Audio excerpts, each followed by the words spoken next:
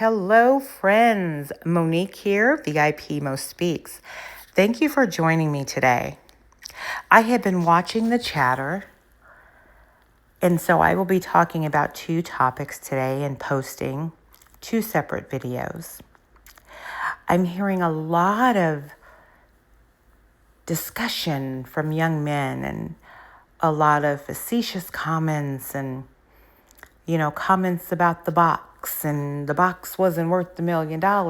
Seriously, $1.5 million for the box? Well, what did she have in the box? And ain't no box worth $1.5 million. What was you going to do with the box? I think they're failing to understand, you all. This is about a power dynamic. This is about something in our society that has truly went off the rails. And I'd like to talk to it specifically and deep before I get over to the Joy Taylor topic, because that topic is bothering me as well. So as far as this topic, when you have a power dynamic and you have a hierarchical structure, since the beginning of time, there has been a deeply rooted issue that stems from a combination of societal, cultural, psychological factors, and they perpetuated unhealthy power dynamics and hierarchical structures and relationships, whether it be business, personal, professional, families. So let's have an exploration of where the misstep originates and how society can better address it. And I can speak to this, and I will speak very briefly. I worked in the field of intellectual property law in the Silicon Valley at the height of the dot-com boom, at the height of the growth of the Silicon Valley. And if you've ever seen the original Silicon Valley artwork, it starts with the Fairchild in the very center, and everything breaks off from Fairchild. AMD, Intel, Oracle, all of these huge semiconductor companies, Honeywell, IBM, they all break off from this one company, which was Fairchild. And they all later become powerhouses as they're all grabbing for venture capital. 10 million here, 100 million here, 50 million here. And they had these phenomenal Asian and Indian engineers that would come over, and we were working on Google and getting them going in their venture capital funding before they ever had the beautiful campus in Cupertino. Same thing with Magellan, which was a GPS company, and Palm Pilot and RIM, which was BlackBerry. Those were all of our clients, and we had to carry RIM.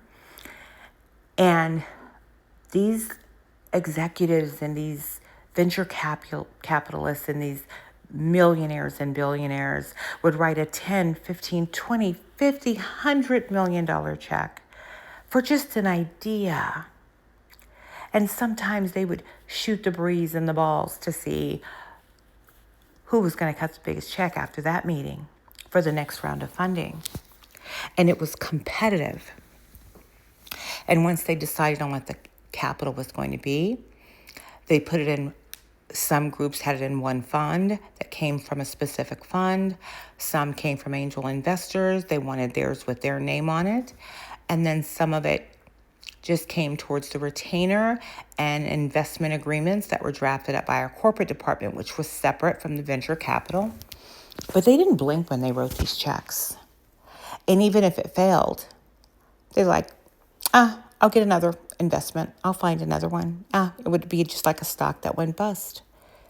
But we're going to break something. And they did. They kept building and breaking every type of .com that you could imagine. And it was an exciting time. So let's get into this, guys. And let's remove the woman from the equation. Misuse of power and wealth is where we will start. The illusion of control Billionaires or those in power often equate their financial success with the ability to control everything and everyone around them. This belief can lead to a sense of entitlement, where they see people as commodities rather than individuals with autonomy. That's a very important point that I want you to remember. Power is validation. For some, power and money are used as tools to validate their worth or their dominance, to create a need to assert control over others to maintain their self-image. Cultural reinforcement. Society often glorifies wealth and power, creating an environment where those at the top feel untouched and untouchable and justified in their actions, no matter how disdain they may be. The commodification of people. Objectification. When people are viewed as assets or means to an end, it strips them of their humanity. This objectification can lead to the belief that anything, including consent, can be bought. The transactional mindset in a capitalist framework, where value is often measured in monetary terms, including in power, may see relationships and interactions as transactions rather than connections based on mutual respect. Wouldn't that be nice?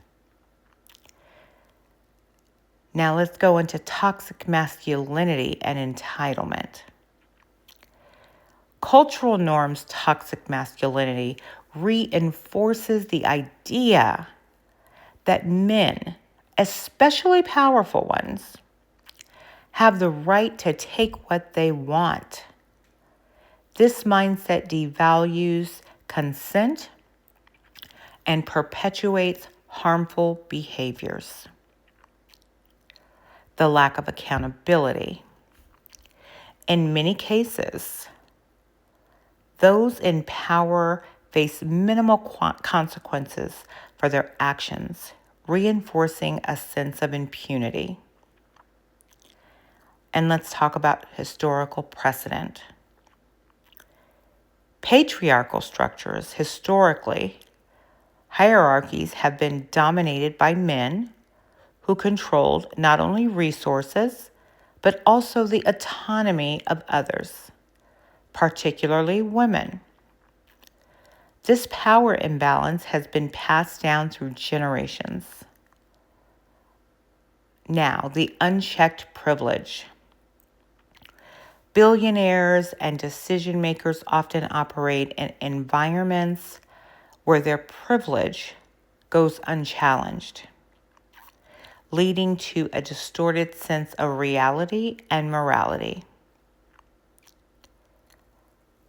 Misunderstanding power and respect can be a blurred line. Power versus respect. Many in positions of authority mistake compliance for respect. When someone says no, it challenges their worldview, forcing them to confront the limits of their influence. Control as an addiction. For some, the inability to control someone or something becomes an obsession, leading to repeated attempts to assert dominance. And I want you to think about that as the question that you guys kept asking about, why is it worth 1.5?